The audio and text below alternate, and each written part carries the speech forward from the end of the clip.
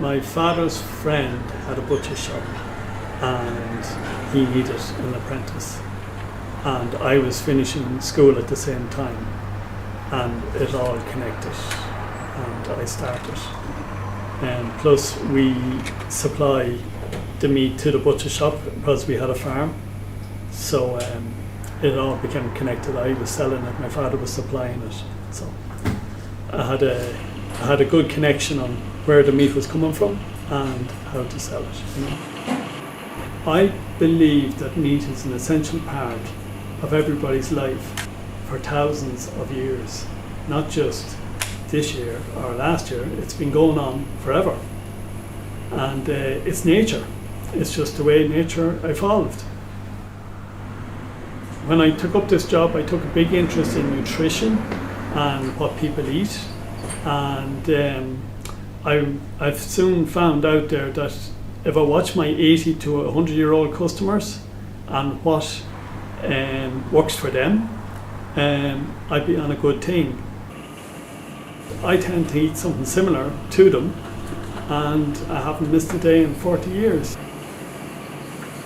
We in Ireland have the best young heifers that come off the best land, and they're being bred from generation to generation, the same breed.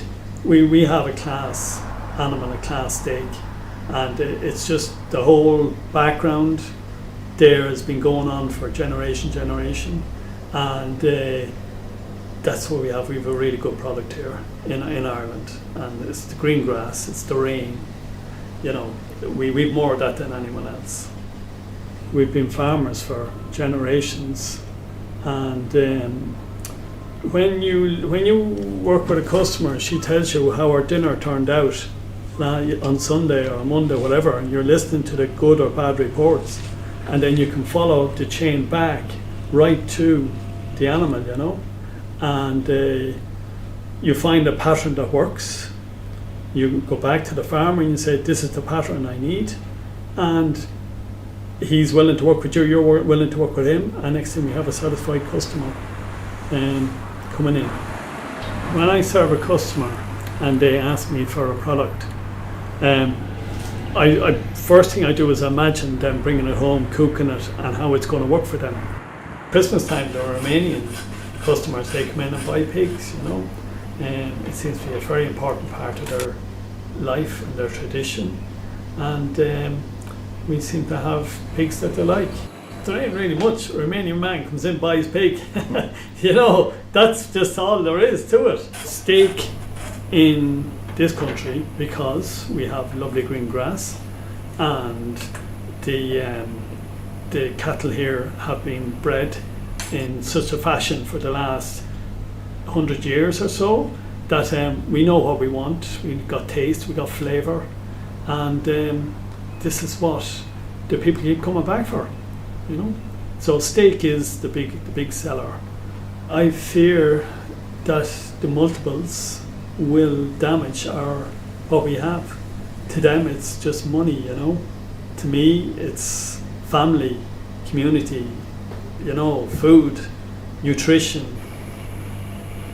I don't like watching cooking programs because, from my view, they don't understand the meat. They don't understand what they're cooking. You know, they know sauces and spices and different methods of cooking and things like that, but they don't understand the product in their hand. You know, they don't know where it came from. They don't know what age it is. They don't know what taste it is. They don't know what breed it is. They don't know how it should be cooked. Each piece has to be cooked differently. You just cannot cook two pieces of meat the same. Lots of people like cooking barbecues. Lots of people like crispy steak. Lots of people like their steak a little bit dry and burnt on the outside. So same in a frying pan. You can cook your steak in the frying pan and it gets that charcoal burnt taste on the outside. I personally don't like burnt meat, so that's why I do mine in the oven, you know. Today I cut a T-bone steak and I put it in display there. It's a lovely bit of strip line sitting on top of a bone with a lovely fillet in under it. taste and tenderness. It's a dream come true. And on a Sunday, when you have time to sit down and relax and enjoy it, it's the most pleasurable meal of the lot. Very hard to eat on the run. You need to sit down and enjoy it.